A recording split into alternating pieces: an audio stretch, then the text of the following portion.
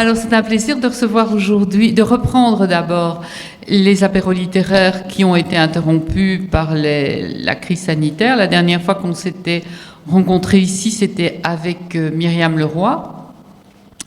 Et donc c'est un plaisir aussi d'accueillir Dominique Klosterman, qui a écrit La pensée de l'IVG, que peut-être certains d'entre vous ont déjà lu.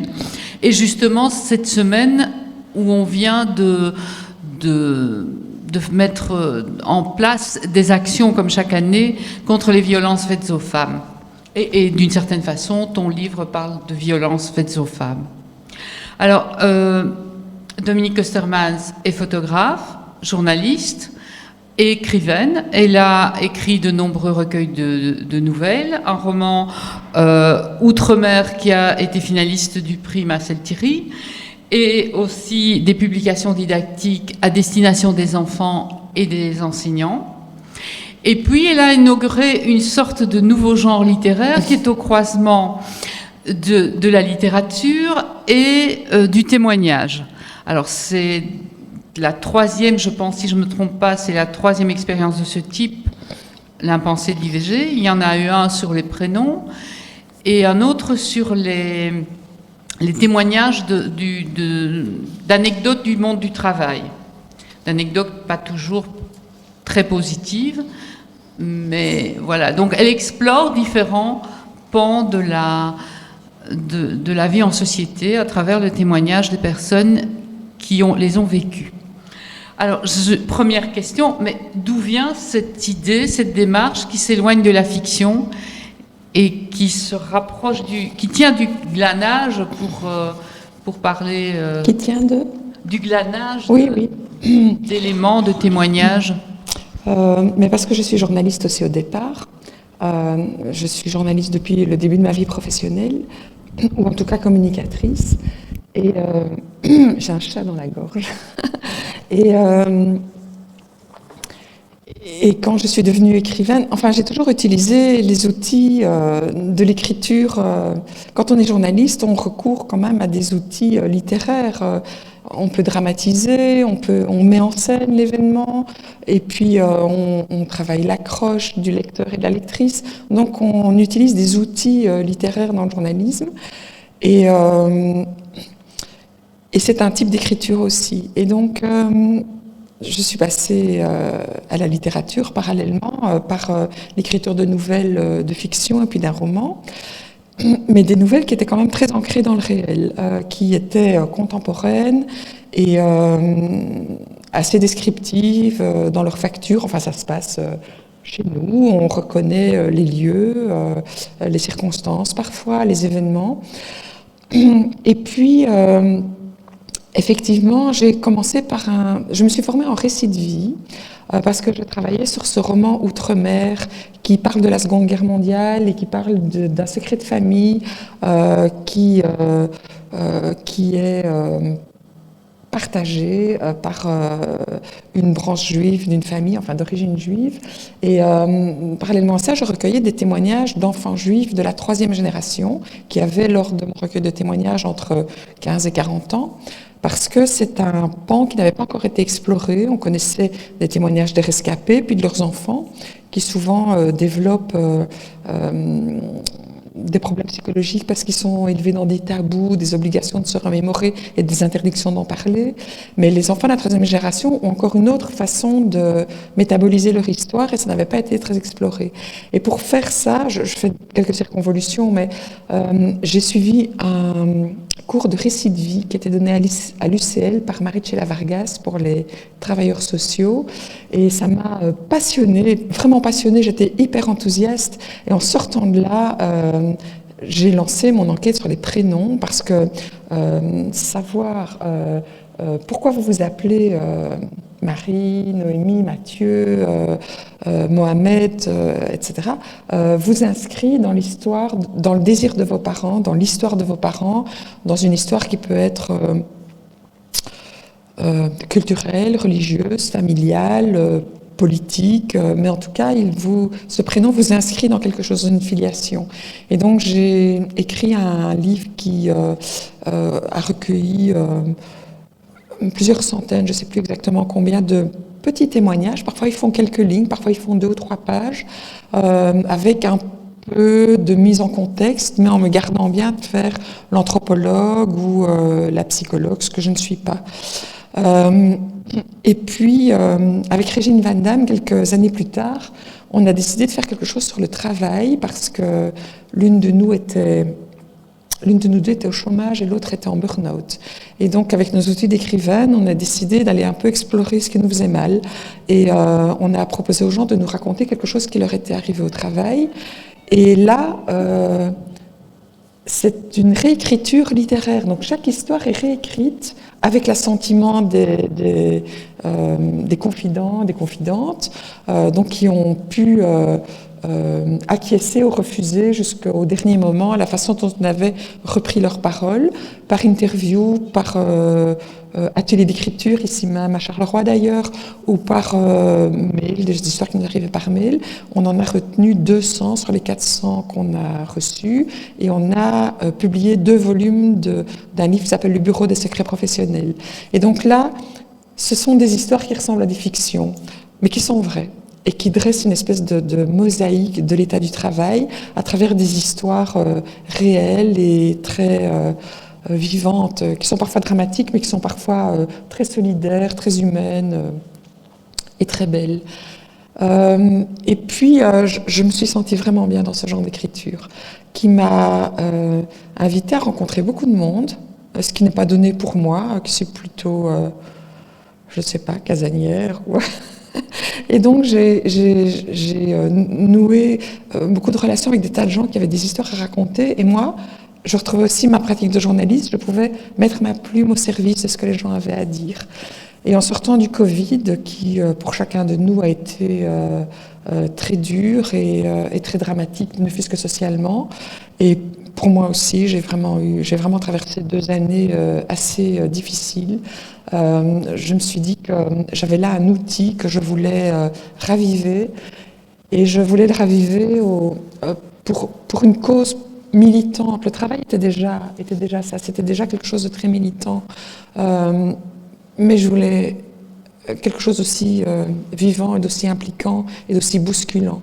Et ça fait longtemps que je pense à l'IVG, sans vraiment creuser la question, mais ça a surgi lors de négociations politiques autour de l'extension du délai.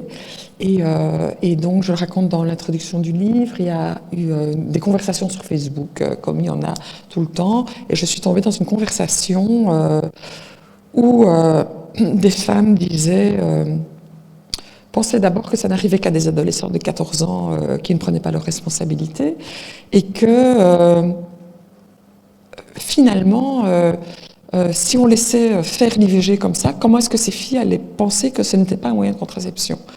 Et j'étais scotchée par tellement de violence et tellement de radicalité, et d'autant que mes interlocutrices étaient des femmes, en tout cas l'une d'entre elles était... universitaire, professeur, philosophe, ça m'a vraiment choquée, ça a été un déclencheur chez moi. Et je me suis dit, mais qui sont ces femmes qui ont recours à l'IVG? Personnellement, ça ne m'est jamais arrivé, et je pensais qu'autour de moi, je ne connaissais personne à qui c'était arrivé. C'était pas vrai. Mais du coup, ça m'a mobilisée, je me suis dit, je vais utiliser mes outils de journaliste et d'écrivaine, et je vais aller à la rencontre de ces femmes qui ont eu recours à l'IVG, pour savoir qui elles sont, pourquoi ça arrive, dans quelles circonstances ça arrive, qu'est-ce qu'on traverse dans ces cas-là. Voilà, le déclencheur et la mise en œuvre de mes outils de journaliste et d'écrivaine. Est-ce que le recueil des témoignages a été plus difficile ou moins difficile que par rapport aux 2 autres expériences? Alors, sur un sujet qui est quand même très intime. Oui. Je ne sais pas si ça a été plus difficile ou pas. En tout cas, la méthodologie était un peu différente. Donc, comme je l'ai dit, pour le travail, on a procédé par atelier d'écriture, par rencontre. Par exemple, on avait été invité par Randstad Intérim working, je ne sais plus quoi, enfin le vocabulaire du management était un peu effrayant, mais on a rencontré des tas de gens qui avaient été licenciés, on a lancé des appels par mail, donc on a eu plusieurs façons de rencontrer des gens, et parfois c'était très douloureux, des gens qui sont en burn-out et qui ont été licenciés d'une façon tellement violente, c'est des ruptures incroyables dans la vie.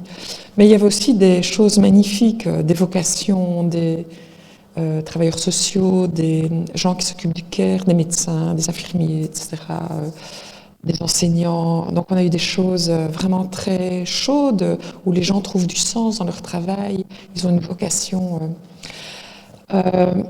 Ici, pour l'IVG, j'ai lancé un appel sur les réseaux sociaux et j'ai eu 14 réponses. L'appel a été relayé énormément de fois et ou 15 réponses. J'en ai éliminé 2 ou 3 qui venaient de France parce que il me semblait que le contexte légal et culturel n'était pas le même.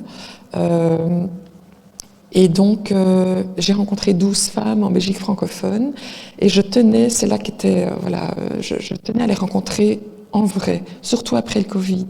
Et on n'allait pas parler de l'IVG par téléphone ou par visioconférence ou par mail. J'allais les rencontrer et passer du temps, et parfois plusieurs heures, et parfois se revoir aussi. Et je ne dirais pas que ça a été plus difficile, en tout cas ça a été terriblement impliquant pour tout le monde. Et parfois ça s'est passé dans un café, parfois ça s'est passé chez elle, chez moi, parfois dans un lieu anonyme ou anodin, parfois dans une autre ville que la leur, la mienne. Plus d'une fois sur 2, il y a eu des larmes, même quand ça s'est bien passé, que ça a été bien métabolisé et qu'il y a 30 ans qui se sont passés, il y a quand même des larmes qui ont surgi.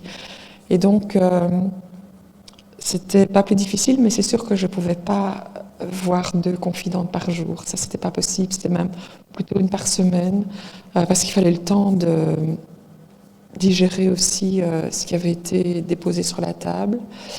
Et pour écrire aussi, il a fallu du temps pour me remettre dans les témoignages, pour retrouver l'émotion, la vibration, j'allais dire, de ce qui s'était passé. Et donc pas plus difficile, mais terriblement impliquant, oui. C'est une démarche qui refuse l'analyse, qui se veut objective, puisque tu n'es ni psychologue ni anthropologue, comme tu le dis. Est-ce que quand on a été touché, comme tu viens d'en témoigner, c'est facile? Je ne sais pas si cette démarche se veut objective, elle se veut subjective en tout cas. D'abord, mon échantillon n'est pas un échantillon statistique. 12 femmes que j'ai rencontrées quand elles avaient entre 26, 28 ans et 74 ans. Et au moment de l'IVG, la plus jeune avait 13 ans et demi et la plus âgée 42 ans. Les IVG se sont donc passés entre 1967, 68 et récemment. Et donc il y en a une partie qui était clandestine en Angleterre, aux Pays-Bas, hors délai aussi, et d'autres plus récentes. C'est pas statistique. Il y a un panel de femmes avec un espèce de gradient chronologique, effectivement, avec toutes sortes de circonstances, de milieux sociaux, etc. Mais c'est des femmes qui sont venues à moi. J'ai pas dit, je vais en prendre une de l'âge de 20 à 30 ans, je vais en prendre une de tel milieu, etc. Non, voilà. 12 femmes, 12 témoignages, comme je dis dans le sous-titre, 12 expériences singulières, 12 récits sans jugement. Alors, l'objectivité... donc je dirais récit, témoignage, récit, mais il y a ma plume, il y a ma mise en forme, et il y a aussi ma trace. Contrairement à ce que j'ai fait sur le travail, ici, les récits ont été écrits dans l'ordre où je les ai reçus parce que moi-même, j'ai avancé de rencontre en rencontre dans ma réflexion. Et du coup, mes questions ont aussi évolué et chacune de mes confidentes m'a aidée, chacune à sa façon, à avancer dans ma réflexion. Et il y a la trace de ça, il y a la trace de ça. Je dis, voilà, on est dans tel endroit, on est, voilà... ma confidente vient, elle me dit ceci, elle me dit cela, je pense ceci, ça me rappelle cela, à ce moment-là, elle me dit cela. Donc j'assume cette subjectivité, j'espère aussi qu'en l'assumant, vous m'accompagnez dans ma rencontre. C'est le pari que j'ai fait. Donc voilà, pas de. Mais alors voilà, je suis pas anthropologue, pas psychologue. Je m'en voudrais d'utiliser les outils d'autrui que je n'ai pas. Et donc ce sont des récits sans jugement. Et chacune de mes confidentes a évidemment un droit de regard jusqu'au bout. J'ai réécrit ces récits et puis je leur ai envoyé. Et puis je les ai publiés sur mon blog, d'abord un par semaine, ne sachant pas si ça ferait un livre ou pas. Et puis c'est ensuite, j'ai eu beaucoup de lectures et beaucoup de réactions, et donc on en a fait un livre. Et mes confidentes avaient le droit de modifier ce qu'elles voulaient jusqu'à la fin, et même jusqu'à la veille de la publication, enfin en tout cas de la mise sous presse, de se retirer si c'était compliqué pour elles. Et donc j'ai tremblé jusqu'à la fin, parce que finalement, ça formait un tout cohérent. Il y avait un cheminement, et je me dis, s'il y en a une qui se rétracte. Mais non, ça n'est pas arrivé, que du contraire, j'ai eu beaucoup de réactions, enfin, on en parlera, j'imagine, beaucoup de retours. Oui, on va en parler, mais Oui. bon, peu importe l'ordre, on peut en parler tout de suite. Les réactions, d'abord, quel public s'est senti concerné par le livre? Les personnes elles-mêmes qui avaient témoigné, d'autres femmes, des politiques qui sont toujours dans cette Oui. indécision par rapport à la suite. On en parlera aussi. Alors, d'abord, quand j'ai commencé à publier sur mon blog, ça a beaucoup circulé. Et la première chose, c'est que mes confidentes se sont lues les unes les autres. Et ça, là où chacune d'entre elles est venue de façon très solitaire, c'est un lapsus qui a beaucoup de sens. Chacune est venue de façon très solitaire, avec une garantie d'anonymat du début à la fin. D'ailleurs, elles ont des pseudonymes qui sont des noms de fleurs. De Iris à Garance, en passant par Daphné ou Anémone, elles ont 12 noms de fleurs. Et donc l'anonymat était garanti, il n'y a pas d'indices qui trahissent leur identité, mais elles se sont lues et elles m'ont fait passer des messages les unes pour les autres. Et donc Marguerite m'a envoyé un petit mot à transmettre à Garance. Marguerite, qui avait avorté à 42 ans et qui est très battante, féministe et assumée, m'a fait dire à Garance, qui a une quarantaine d'années, mais qui a avorté à peut-être 15 ans, qu'elle avait géré ça comme un chef, vraiment qu'elle était en admiration. Et Garance s'est sentie reconnue dans quelque chose qu'elle a très peu dit. Et puis il y a Églantine qui a lu l'histoire d'Iris, et c'est deux femmes très différentes, mais chacune d'entre elles a eu besoin de recourir à un rituel pour faire un deuil et de penser à ce qui aurait pu être un enfant un jour. En tout cas, ce sont leurs mots et c'est leur façon de gérer ça. Et donc Églantine m'a dit de dire à Iris qu'elle était comme sa sœur et qu'elle aimerait bien la rencontrer. Et Iris a dit bah oui, peut-être un jour que ça se fera et que son histoire à Églantine l'avait touchée aussi. Et puis moi-même, j'ai eu même encore récemment, parce qu'il y a des confidentes qui n'ont pas réagi, mais qui m'ont dit, moi, vous avez eu mon témoignage, et puis c'est bon, les choses se referment. Et puis qui plusieurs mois après m'ont dit, je l'ai lu et je suis vraiment très fière d'avoir témoigné, très contente.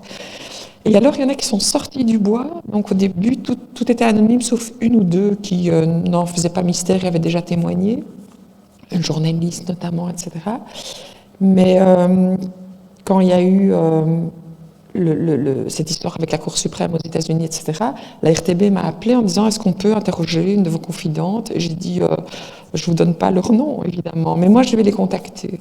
Et il y en a 5 qui ont dit qu'elles étaient d'accord, et il y en a une qui est allée à la télé.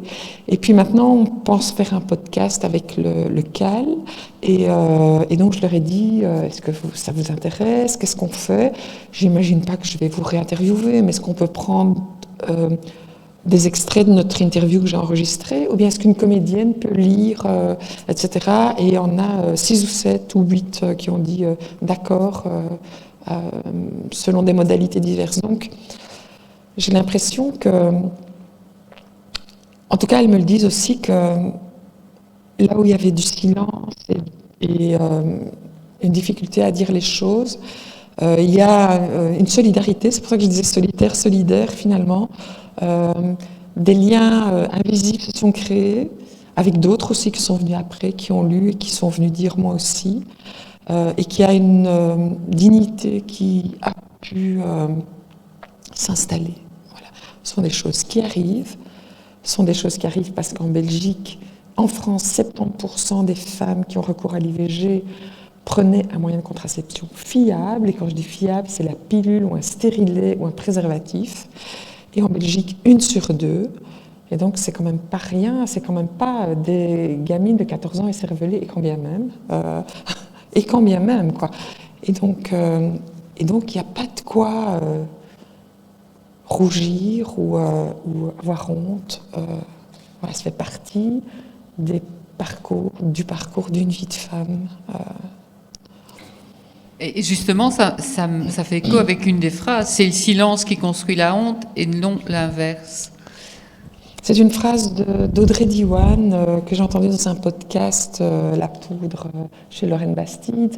Et Audrey Diwan, c'est la réalisatrice qui a fait un film avec le livre d'Annie Ernaux, dont le nom m'échappe, le titre m'échappe maintenant, sur son avortement. C'est l'événement. Et merci. Le film sans... Voilà. C'est autobiographique. Oui, voilà. Le livre, c'est l'événement. Mais le film. Oui. Et donc elle dit, ce n'est pas la honte qui construit le tabou, c'est le tabou qui construit la honte. Parce que quand la société verrouille tout et vous empêche d'en parler, ben finalement, on reste avec son histoire et pas de mots pour le dire, et donc on ne le dit pas, on ne le dit pas. Ça s'est passé dans d'autres cas dramatiques comme les camps de concentration. On ferme tout, il n'y a pas moyen. Et je dis d'emblée quelque chose qui peut être un peu choquant, mais même le slogan auquel, entendons-nous bien philosophiquement et politiquement, j'adhère à fond, mon corps, mon choix, mon corps, mon choix, même ce slogan-là verrouille la parole, parce que il n'y a pas de mots pour dire l'ambivalence, la tristesse, le deuil, le regret, parce que parfois on ne peut pas accueillir d'enfants parce qu'on est dans des circonstances économiques, familiales et culturelles qui l'empêchent. Et cette tristesse-là, on la met où? Même le slogan « Mon corps, mon choix », il verrouille cette expression-là. Et il renvoie en plus à la responsabilité personnelle, qui est quand même un peu lourde à porter. Et donc j'adhère à ce slogan, mais qu'on soit pro-life ou pro-choice, c'est comme si tout était un peu verrouillé socialement. Et j'avais fait une petite enquête. On parle de beaucoup de choses maintenant, et c'est très très bien. On parle après le MeToo, on parle du postpartum, par exemple, de l'endométriose, évidemment de l'inceste, des abus sexuels, etc. On parle de tas de choses qui touchent à la vie des femmes, à la sexualité des femmes. Et l'IVG, on n'y arrive pas. Il y a eu plusieurs surgissements, des hashtags IVG. Moi aussi, j'ai eu recours à l'IVG. Des femmes célèbres ont donné leur nom, mais pas de mots derrière. Il y a une revendication, et moi je l'ai fait, mais pas de mots derrière pour dire les choses. Et c'est encore difficile. Et donc, quand j'ai publié ces témoignages sur mon blog, j'ai eu beaucoup d'écoute de la part de beaucoup de femmes. Et entendons-nous bien, c'est beaucoup de femmes militantes, féministes. Je suis beaucoup reçue dans les maisons de la citoyenneté par le CAL, que je remercie beaucoup. C'est pas évident d'aller dans d'autres milieux, mais il faut quand même savoir que le CAL a fait une enquête il y a quelques années qui dit que 70% des catholiques belges sont favorables à la dépénalisation de l'avortement. Et donc, il faut le dire aussi, donc ces choses-là percolent, la bienveillance peut faire tache d'huile, et j'espère que ce livre y contribue, parce que ce sont des histoires humaines, presque banales. À plusieurs reprises, tu évoques la question du langage, des mots. Un peu comme Camus qui dit que mal nommer les choses, c'est le mot enfant, le mot... Tu peux un peu expliquer? Oui. J'ai marché sur des œufs pendant ces interviews parce qu'il y avait beaucoup d'émotions, et donc il fallait faire attention au vocabulaire employé. Et donc quand je parlais d'Églantine et de Iris qui font le deuil d'un enfant qui n'est pas né, j'emploie le terme enfant parce qu'elle l'emploie elle. mais je ne me permets pas a priori parce que c'est très chargé et que ce serait une grosse maladresse, mais c'est aussi des tactiques d'intégristes ou de militants pro-life qui disent des choses assez dures à entendre, c'est une petite vie depuis le premier instant. Et alors on peut être dans cette sensibilité-là. Je ne le nie pas et je ne le fustige pas, voilà. Mais en tout cas, moi je ne peux pas, à la place où je suis, commettre ces maladresses de vocabulaire. Et même fœtus et embryon, c'est Sylvie Losberg qui m'a dit attention, c'est un embryon jusqu'à telle semaine et puis c'est un fœtus de telle semaine à telle semaine. Et donc il faut dire les choses, il faut appeler les choses par leur nom, sinon on est maladroit et c'est blessant, c'est blessant. Et donc j'emploie le vocabulaire que mes confidentes emploient. Voilà. Il y a aussi, dans les différents témoignages, j'ai remarqué que deux éléments revenaient régulièrement. Chez les femmes qui ont vécu l'événement, comme dit justement Anne Ernaux, l'effacement du temps et l'importance de la relation femme-mère, fille-mère. Oui. Du rôle qu'a pu jouer la relation qu'elles avaient avec leur mère, mais aussi que plusieurs d'entre elles qui ont cette perte de repères. C'est assez frappant, c'est je étonnant. trouve. Plusieurs m'ont dit, je ne sais plus très bien quel âge j'avais. Je ne sais plus très bien, est-ce que j'étais en telle année à l'école, ou bien je ne sais plus très bien. Enfin, ma psy m'a dit que c'était normal. Il y a des femmes pour qui il y a un effacement, voilà, il y a un trauma, et puis il y a une reconstruction avec un oubli. Par contre, il y en a une autre qui me donnait les détails à l'heure près, quoi. Je me souviens, c'était un 28 avril, c'était un vendredi, c'était incroyable. Et celle-là, elle a subi 2 avortements, 2 accidents, vraiment 2 accidents de parcours. Et à chaque fois, elle a eu un accident de voiture après. Et elle dit, je fais le lien, sans dire pourquoi elle faisait... Enfin, comme en plus, ni elle ni moi, on est psy, donc on ne va pas décortiquer les choses plus avant. Mais donc il y a, oui, un effacement, un oubli des circonstances, une brume comme ça. Alors la mère, en général, les femmes en ont peu parlé autour d'elles. Il y en a une qui m'a dit... c'est plusieurs années après que ma mère m'a dit qu'elle aussi avait eu recours à l'IVG. Et franchement, elle aurait bien pu le lui dire au moment où c'est arrivé à sa fille. Ça aurait été soutenant. Mais elle l'a dit plusieurs années après. Par contre, ce qui m'a frappée, c'est que plusieurs femmes m'ont dit, texto, avec ces mots-là, maintenant j'ai un texte écrit que je vais pouvoir donner à ma fille. Alors il y en a plusieurs dont les filles étaient au courant, enfin ça s'est dit, et puis qui l'ont dit à leur fille la veille de l'entretien. Par exemple, il y en a une qui a dit à sa fille la veille de l'entretien, et qui en ont reparlé. Et il y en a une qui m'a dit, ma fille va avoir 18 ans, je vais lui en parler à l'occasion de ses 18 ans. Et moi je me disais, ouf, c'est quand même un cadeau bizarre.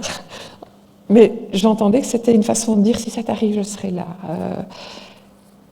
Voilà, et donc à chaque fois, enfin pas à chaque fois, non, mais il y a eu plusieurs entretiens où cette filiation a été évoquée, comme si les femmes s'inscrivent dans une filiation matrilinéaire, qu'elle soit défaillante ou qu'elle soit vivante et soutenante.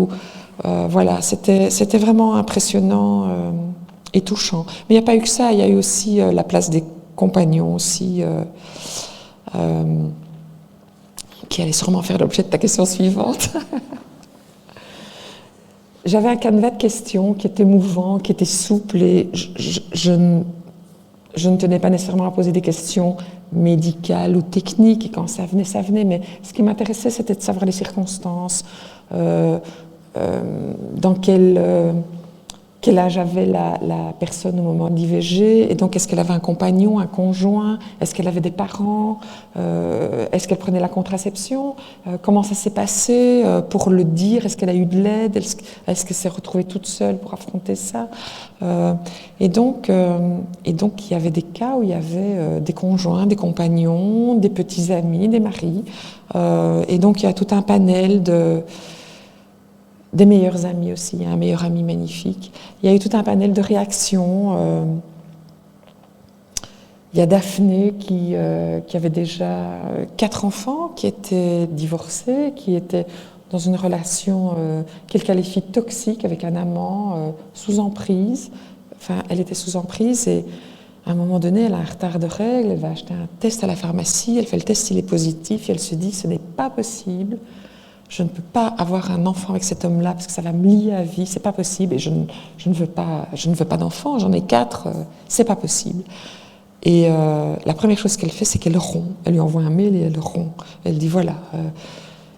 Et puis après, la même Daphné appelle son meilleur ami qui est son collègue et que dans le livre j'ai appelé Gabriel parce que il est comme un ange gardien pour elle.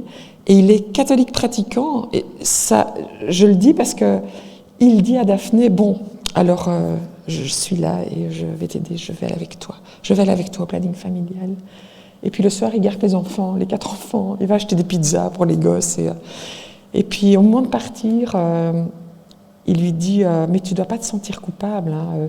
La médecine, parce qu'elle avait un stérilet, c'est une grossesse sur stérilet. La médecine a mal fait les choses et la médecine doit réparer les choses. Et donc Gabriel a été là, son meilleur ami, soutenant, sans jugement. Et quand elle a rencontré son nouveau mari, Gabriel était témoin à son mariage et son mari se demandait c'était quoi cette relation qu'elle avait avec cet homme qui était son collègue et son meilleur ami.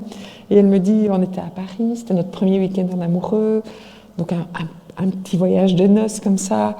Et elle lui dit voilà mon histoire, voilà mon IVG et voilà l'histoire de Gabriel, voilà pourquoi Gabriel est là. Et donc voilà l'homme qu'elle n'a pas voulu prévenir, qui ne saura jamais rien, et le meilleur ami. Et puis entre ça, on a des petits amis défaillants ou qui n'ont pas envie d'être là, ou un mari qui dit je ferai comme tu voudras, mais qui n'est pas là du tout et qui travaille à l'étranger au moment de l'IVG. Donc là, Iris se retrouve fort seule, ou pas du tout, voilà, ou des cas de solitude très durs. Et puis on a aussi l'histoire de Flora, qui a eu un mariage assez difficile, qui a une petite fille qui est toute petite et qui se sauve chez son mari. Elle est vraiment objet de violence psychologique et qui rencontre un homme formidable qui est un peu plus âgé qu'elle, je pense qu'elle a déjà des enfants. Et elle est éperdument amoureuse de lui, elle tombe enceinte et tous les deux se disent c'est pas dans nos projets, on ne veut pas d'enfants, on ne veut plus d'enfants. Et donc elle va voir sa gynécologue et sa gynécologue lui dit je ne vais pas vous laisser tomber. Et ça aussi c'est des termes qui reviennent de temps, je ne vais pas vous laisser tomber. Et donc je ne sais plus si ça se passe avant ou après la loi sur l'IVG. Mais en tout cas, la gynécologue donne une blouse blanche à l'amant et il vient avec et elle fait une anesthésie générale, ce qui est du luxe, mais voilà, et il est là. Et quand il sort de là, il l'emmène dans une pâtisserie manger un petit gâteau parce qu'il veut qu'elle soit bien et ils ont vécu 20 ans ensemble et il a été là et elle dit, et d'ailleurs ça a été repris par Le Vif et ça a choqué des gens, j'ai vécu un avortement de rêve. Et la deuxième phrase est importante, je le souhaite à toutes celles qui doivent en passer par là. Donc de rêve, ça peut être choquant, mais c'était des conditions vraiment optimales et on a le droit à ça. On a le droit à ce que le médecin dise, je ne te laisserai pas tomber, et à ce que les compagnons soient là, ou les mamans, ou les enfants, ou les sœurs, ou les meilleurs amis soient là. Voilà. Est-ce qu'il y a des grosses différences selon je crois qu'il y a une personne d'origine arabe, de famille musulmane. Est-ce qu'il y a des différences fondamentales ou pas dans leur rapport à leur vécu? Mais je pense qu'il y a, en tout cas dans le témoignage de Jasmine, une impossibilité culturelle non seulement d'accepter cette grossesse, parce qu'il faut épouser quelqu'un de la même religion, de la même culture, et un enfant hors mariage est impossible. Donc c'est extraordinairement dramatique de devoir refuser l'arrivée de cette grossesse et de devoir la vivre toute seule, sans en parler à sa famille. C'est très très dur. Et en même temps, il y a des choses comparables avec des générations antérieures. Dans des familles catholiques ou bourgeoises, dans les années 60, c'était impossible à dire. Et on a tous connu de la littérature ou des films sur des jeunes femmes qu'on envoyait à l'étranger, dans le meilleur des cas. Voilà, c'est des chapes de plomb, c'est des systèmes sociaux, culturels et religieux où il n'y a pas de place pour ce qui apparaît comme une transgression et qui est un accident de la vie et qui pourrait être un accident heureux. Et donc c'est incroyablement dramatique et douloureux. Mais je pense que c'est partagé.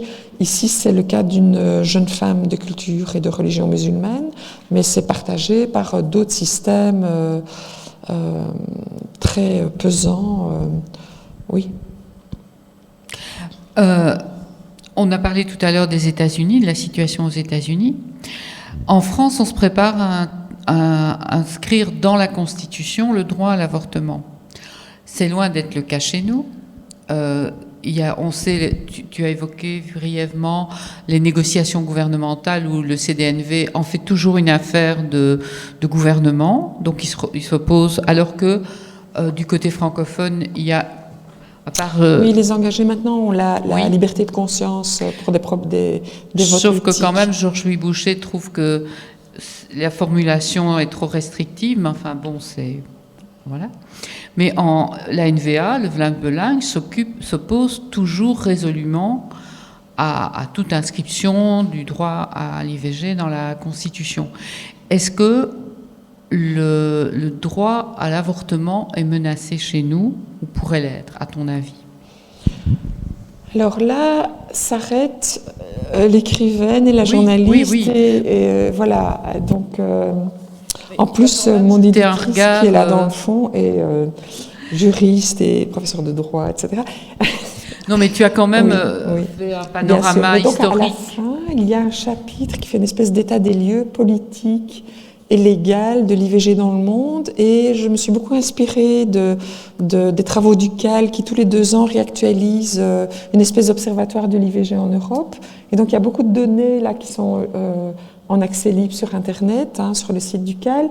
Et puis j'ai complété par un état des lieux de pays un peu emblématiques. Effectivement, les États-Unis, le Japon, où il faut toujours la permission du géniteur pour avorter, ce qui donne des cas incroyables. Il y a plusieurs cliniques qui ont refusé l'entrée de jeunes femmes qui avaient été violées, et il y a une jeune femme qui a accouché dans un parc, qui a jeté son bébé sous les buissons, parce qu'elle, c'était un coup d'un soir après une boîte de nuit et elle n'a jamais retrouvé le mec. Enfin, c'est aberrant, quoi. On est en 2022, bientôt 2023. Le Japon est un grand pays civilisé. Oui, enfin bon. Et donc, on voit ça dans la dernière partie du livre. Est-ce que le droit est menacé chez nous? En tout cas, on n'a pas encore accepté cette petite extension de délai qui permettrait d'éviter que 500 personnes partent aux Pays-Bas se faire avorter chaque année, et d'autres en Belgique clandestinement. Ça, il faut le savoir. On trouve un médecin et on va dans son cabinet le soir, et il y a... et donc ça coûte 1 000 € et voilà, on peut... Ça ne va pas de faire ça dans ces conditions-là, parce que ça aussi plombe, culpabilise. Et puis il y a des femmes qui doivent mener des grossesses à terme parce qu'elles n'ont pas l'argent. Enfin, l'autre jour, on a eu un appel pour aider une prostituée à aller avorter hors délai aux Pays-Bas. Parce qu'il fallait 600 € et puis le trajet, etc. Donc, c'est peut-être pas menacé en tant que tel, mais en France, et on a allongé le délai, mais il faut bien savoir que c'est pas par bonté d'âme, c'est parce que avec le désert médical, la ruralité et la montée de l'objection de conscience chez beaucoup de médecins, on n'arrive plus à trouver quelqu'un pour faire un IVG dans les délais légaux, surtout quand ce sont les vacances ou quand c'était le Covid. C'était catastrophique. Et donc, on a fini par allonger le délai. Et en Italie, c'est affolant. Je ne sais plus le nombre de pourcentage de médecins qui refusent par objection de conscience. Et donc, c'est affolant, quoi. Et donc, voilà. Moi, je me suis demandé aussi, mais pourquoi est-ce que les femmes recourent à l'IVG hors délai? Enfin, 12 semaines, c'est quand même bien, quoi. Et donc, je me pose la question. Donc, je n'y réponds pas. Ça, c'est heureusement, je suis journaliste, je ne réponds pas aux questions que je me pose. Je vais chercher l'info. Et j'ai appris que, mais d'abord, il y a le déni de grossesse. Hein. On a ses règles, on ne se rend pas compte qu'on est enceinte. Et puis, j'étais scotchée de savoir que des femmes avaient eu recours à une IVG légale médicamenteuse. OK. Et puis, 3 ou 4 semaines après, se rendent compte qu'elles sont toujours enceintes. Ça n'a pas bien marché. Ça arrive. Et puis, il y a des tas de circonstances comme ça, voilà. Et puis, on se retrouve et on est un peu abandonné, quoi. Le gynécologue ne répond pas, il est aux abonnés absents, il vous donne un prospectus, et puis voilà. C'est violent. Donc, les menaces, elles ne sont pas « Oh, demain, on va interdire aux femmes de se faire avorter », parce qu'on avortera toujours. On avortera toujours. Et c'est simple, en plus. C'est simple, un IVG, c'est un acte médical simple. Et en France, maintenant, il y a 10 villes où on expérimente la formation des sages-femmes et des infirmières. Et je vous recommande un film qui va sortir au mois de janvier, qui s'appelle Annie Colère, qui va sortir le 10 janvier chez nous, et qui parle de cette époque juste avant la loi Veil, où c'était les mouvements féministes, les MLAC, les mouvements pour la liberté de la contraception et de l'avortement, qui pratiquaient des avortements avec cette méthode américaine qui était relativement sans douleur et très très sûre. Et on voit qu'on formait des infirmières, des sages-femmes, etc. Et qu'il y avait une solidarité incroyable. Et donc on avortera toujours et on sera toujours solidaires. Mais les menaces sont ailleurs, elles sont rampantes, sous-jacentes. Il faut être vigilant. Oui. Alors, avant de laisser la parole au public, il y a sûrement beaucoup d'autres questions à poser. Quels sont tes projets d'écriture pour la suite ?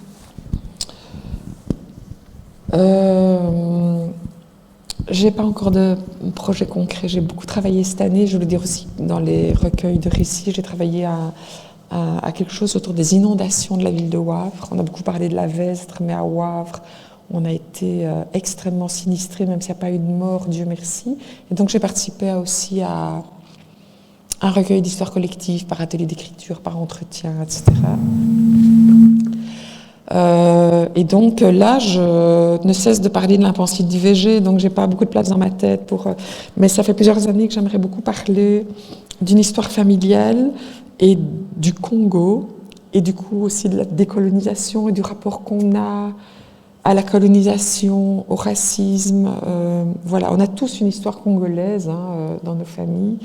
Et j'aimerais bien parler de ça à travers une histoire familiale qui serait le pendant d'outre-mer aussi. Voilà, c'est un gros chantier, j'ai besoin de disponibilité mentale pour le faire. Et puis à un moment donné, les choses poussent et surgissent et on s'assied à sa table et on y va. Eh bien, merci beaucoup. Je vais donc, comme je viens de le dire, donner la parole au public et on attend vos questions. Le micro va circuler. Bonjour Dominique, on se connaît un petit peu, donc tu sais que je suis enseignante et effectivement, moi, dans le cadre de mes cours, puisque je donne des cours de biologie, je rencontre des problèmes quand j'essaie d'enseigner un petit peu la contraception, etc. Et un cas que j'ai eu il n'y a pas longtemps, il y a peut-être 6-7 mois, je parlais de l'IVG, je rappelle que ce n'est pas au programme, que donc on n'est pas censé spécialement en parler, et donc en parlant de l'IVG, j'expliquais un petit peu d'abord effectivement que c'était pas une partie de plaisir, que c'est voilà tout ce que tu as raconté. Et là-dessus, j'ai une élève qui m'a dit, Madame, le lendemain, elle est revenue, parce qu'on continue. Ils en avaient un petit peu parlé à l'étude. Et là, il y avait une éducatrice qui n'est plus chez nous cette année, la trentaine, pas de confession nulle, rien du tout. Et elle les entendait parler, donc elle a parlé un petit peu avec eux. Et le lendemain, une élève me dit, mais madame, c'est vrai que quand on retire le bébé, il pleure. Enfin, C'est affreux. voilà quoi. Voilà ce que j'ai entendu comme retour. Donc j'explique évidemment, moi aussi, je parle d'embryon parce que c'est ça, c'est un embryon. Et puis je leur explique qu'il n'y a pas le cerveau, qu'il n'y a pas ci, qu'il n'y a pas là, qui est formé. Mais qu'est-ce qui est véhiculé, ces enfants-là? Heureusement qu'ils sont venus m'en reparler, mais ils partent avec l'idée que le bébé pleure quand on fait ça. Donc il faut imaginer ce qu'ils ont dans la tête. La propagande, les fake news des intégristes américains, c'est horrible. Horrible. Hein, on a vu les dégâts que ça a fait pendant le Covid, mais autour de l'IVG, ces gens sont cinglés. Hein. Ces gens sont cinglés. Mais ce n'est pas une minorité, c'est ça le problème. Voilà, c'est quand on regarde et qu'on en parle.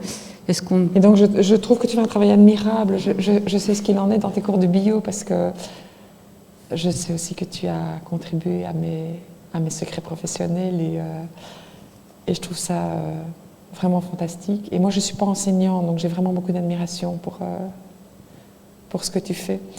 On m'a déjà demandé, est-ce que c'est un livre qui pourrait servir de support à l'école ou pas? Il n'a pas été conçu comme tel, mais il y a quand même 2 ou 3 témoignages qui étaient le fait d'adolescentes. Hein. Il y en a une qui avait 13 ans et demi. Et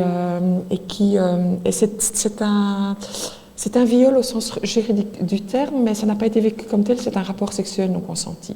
Et donc elle avait un amoureux, elle avait 13 ans et demi, et c'était une femme, elle était réglée, elle était en plus un peu rebelle par rapport à sa famille, etc. Et elle jobait, je ne sais plus dans quelle association, et elle a eu une relation avec c'était son premier petit ami, un gars de 19 ans. Et à l'époque, il était mineur parce qu'on était majeur à 21 ans, mais la différence d'âge fait que c'est quand même juridiquement inqualifiable ou très qualifié. Et qu'est-ce qui se passe? Il a insisté, si tu m'aimes, allez, laisse-moi encore un peu, etc.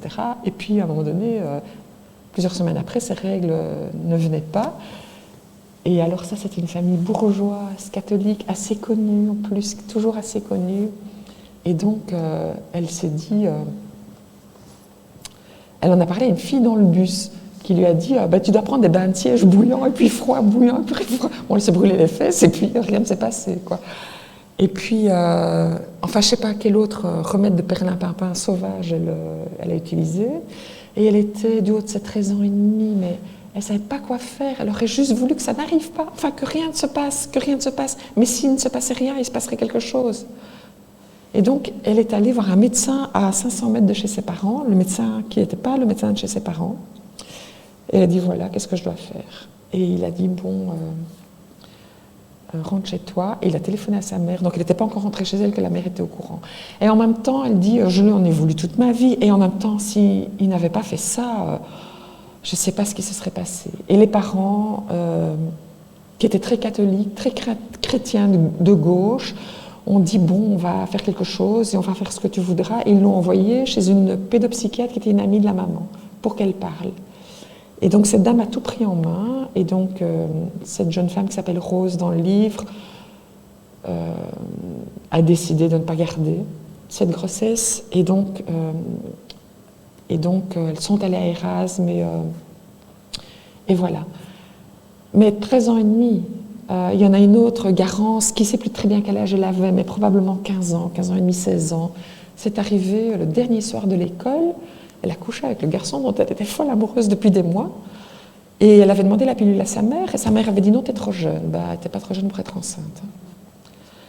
Et puis là aussi, elle a été voir l'assistante sociale de l'école ou l'infirmière de l'école, mais fort tard. Enfin, c'est sa copine qui lui a dit « Mais t'es enceinte, enfin tu dois faire un test, t'es folle ou quoi?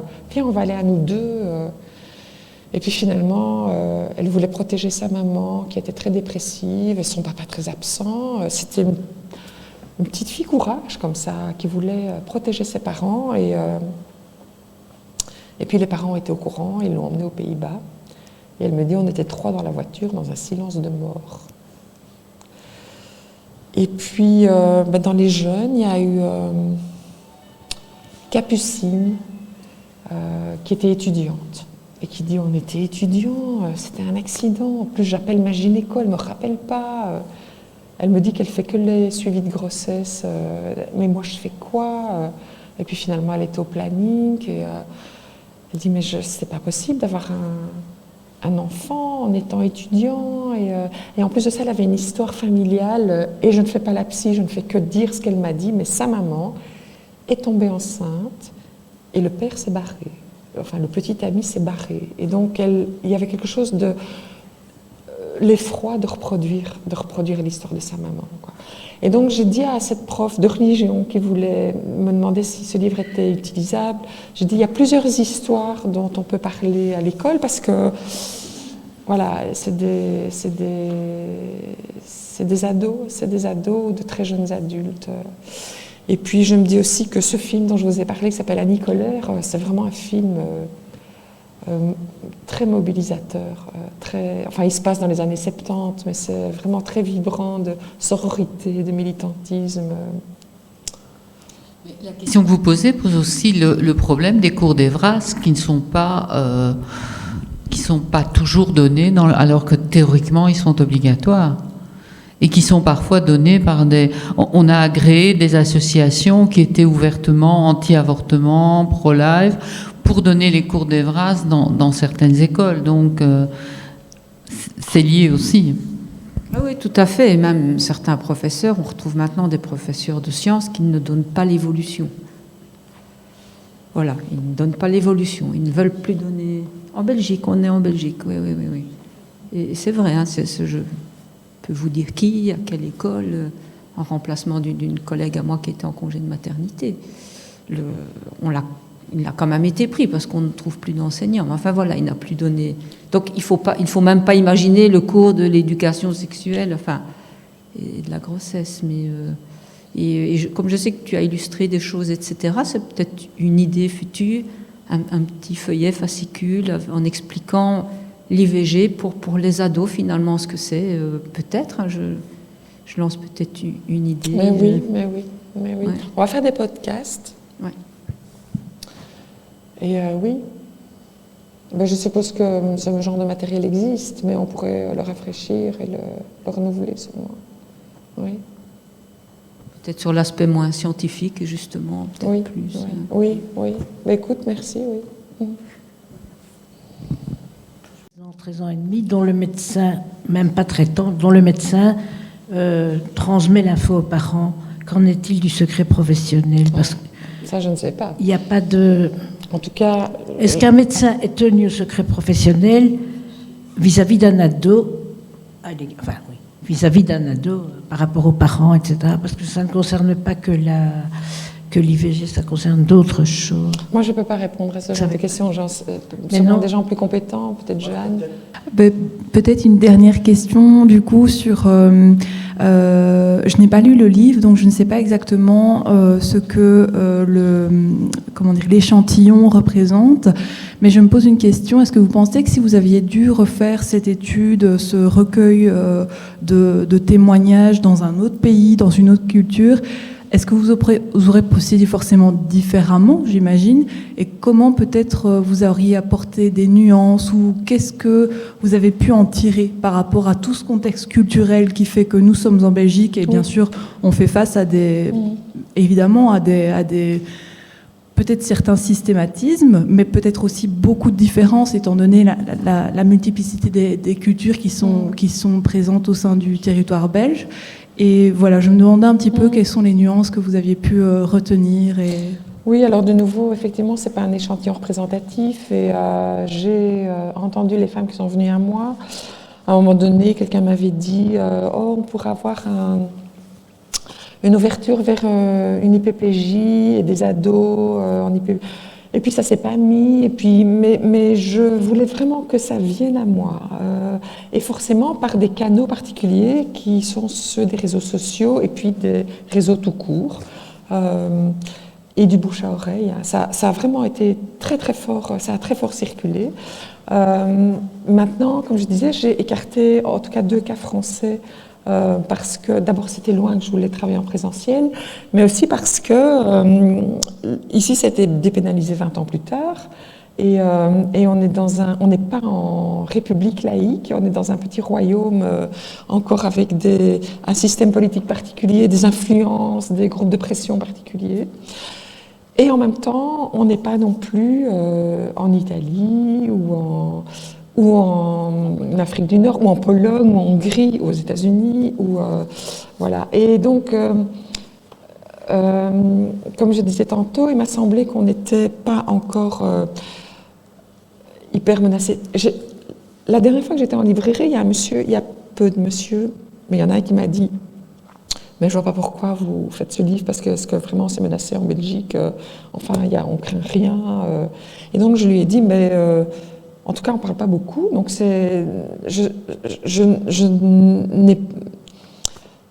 je n'ai pas milité politiquement dans ce livre en disant « Il faut faire ceci, il faut faire cela ». J'ai donné la parole aux femmes, c'était ça mon objet.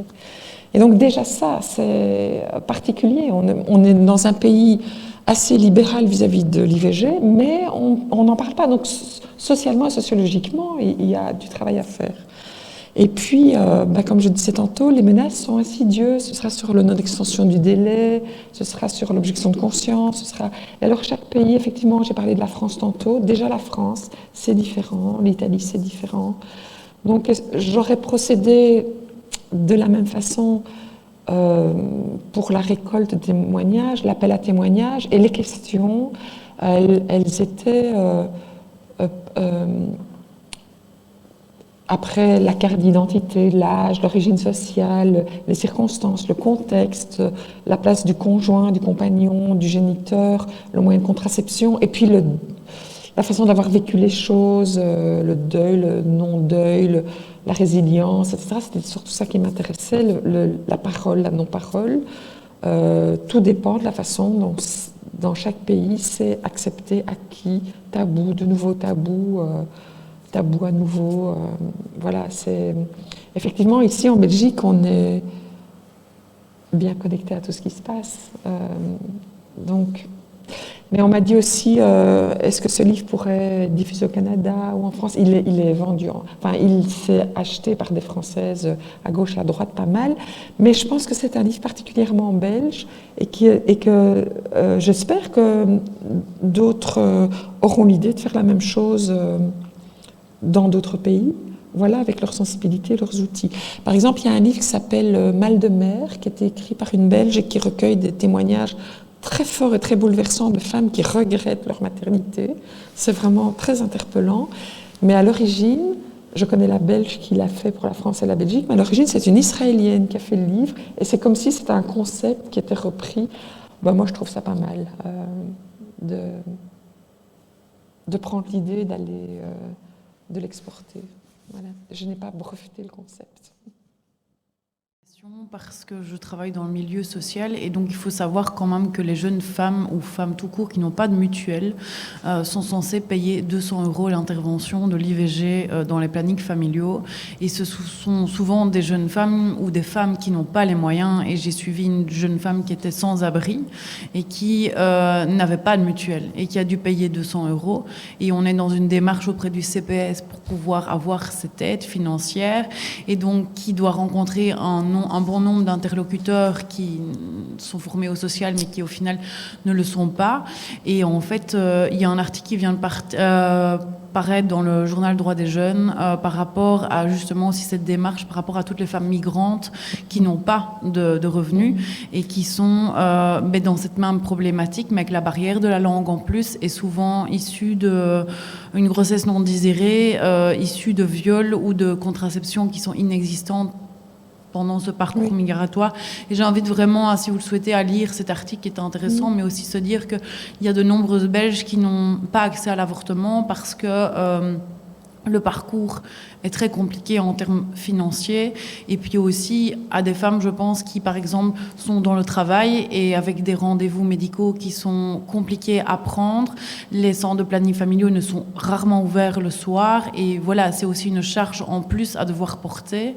Et donc voilà, je voulais vraiment intervenir surtout par rapport à l'aspect financier qui est là, avec des démarches auprès des CPS qui sont souvent des démarches, je ne vais pas dire enlevées d'humanité, mais où il n'y a pas une Ouais. assistante sociale qui est formée au sein Ouais. d'un CPS pour accueillir cette parole. Donc voilà, je voulais juste Merci. interpeller et donner l'information Oui, merci. par rapport à ça. Et c'est ça aussi qu'on peut ranger dans la boîte des menaces larvées, insidieuses. C'est quand même des choix politiques. Voilà. Il y a ici des femmes qui ont trouvé les mots pour le dire, mais il y en a beaucoup qui n'ont ni les mots ni les moyens. Et ce non-accès est vraiment aussi une responsabilité politique. Et donc, je voulais vous dire que les droits d'auteur, que j'espère mirobolants et plantureux, sont reversés à Abortion Without Borders.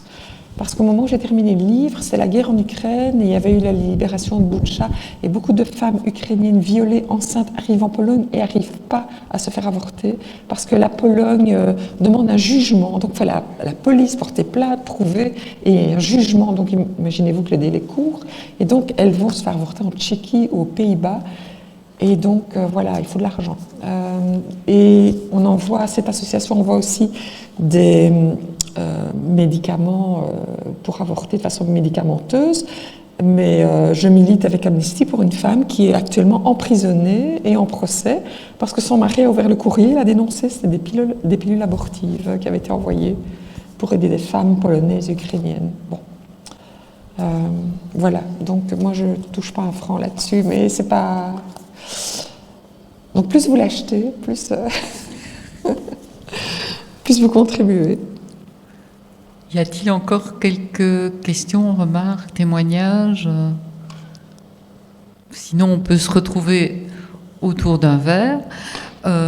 Dominique se fera un plaisir, si vous le souhaitez, de dédicacer votre exemplaire. Et si vous n'avez pas l'exemplaire, vous le trouverez sur la table à l'arrière de la salle. Et donc, voilà, il n'y a aucun problème. Vous pouvez trouver le livre, vous pouvez le faire dédicacer. Et je voudrais encore vous remercier de votre présence et remercier Dominique pour le temps qu'elle a passé avec nous ce matin. Merci Françoise, moi je me réjouissais de converser avec toi et de parler avec vous. Et je remercie la Maison de la Laïcité, le CAL, et je dois dire que depuis le début, j'étais formidablement accueillie et soutenue par le CAL à Bruxelles, et puis maintenant à Charleroi, à Ottigny, à Amemil et dans d'autres lieux plus ou moins exotiques. Voilà. Merci beaucoup.